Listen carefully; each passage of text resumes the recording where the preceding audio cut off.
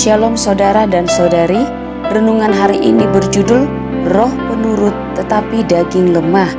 Dalam Markus 14 ayat 37 sampai 38, Tuhan Yesus berkata, "Setelah itu ia datang kembali dan mendapati ketiganya sedang tidur.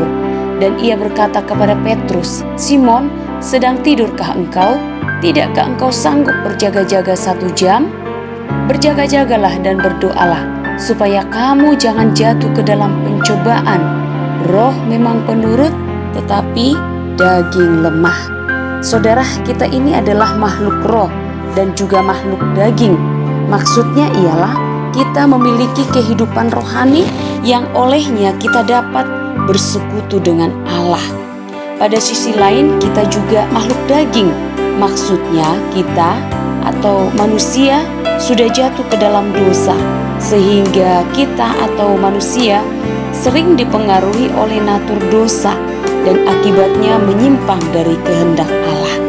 Sebagai seorang murid Kristus, kita pasti pernah menyatakan komitmen seperti Petrus. Dia berkata di dalam Markus 14 ayat 29 dan 31, "Biarpun mereka semua tergoncang imannya, aku tidak. Sekalipun aku harus mati bersama-sama engkau, aku tidak akan menyangkal engkau." Petrus mendeklarasikan dirinya sebagai pribadi yang serba kuat, tidak mudah menyerah. Tetapi Petrus tidak menyadari bahwa dia juga adalah makhluk daging. Dan kita melihat bahwa Petrus gagal memenuhi komitmennya. Petrus akhirnya menyangkali Yesus. Mengapa Petrus gagal? Karena dalam diri Petrus ada kelemahan. Kita juga memiliki kelemahan. Mengapa Petrus gagal memenuhi komitmennya? Karena Petrus tidak berdoa, tetapi tidur.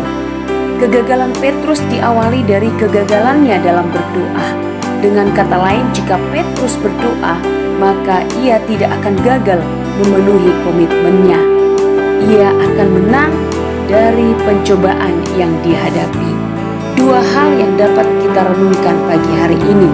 Yang pertama, ketika Yesus berkata, "Roh memang penurut, tetapi daging lemah," artinya tidaklah bermaksud untuk memberi persetujuan kepada kita untuk melakukan dosa atau kejahatan dengan alasan bahwa tubuh atau daging saya ini lemah.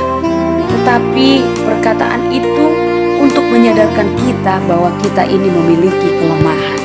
Yang kedua, Tuhan Yesus menegaskan bahwa doa memberi kuasa atau kekuatan kepada kita sebagai murid Kristus. Untuk apa? Untuk kita dapat menang dari pencobaan, kelemahan, dan potensi yang besar untuk gagal dalam menghadapi pencobaan dapat kita atasi dengan berdoa. Melalui doa, seorang murid Kristus akan memiliki kuasa untuk berkemenangan. Mau berkemenangan, saudara? Mari disiplin diri kita untuk berdoa setiap hari. Tuhan Yesus memberkati.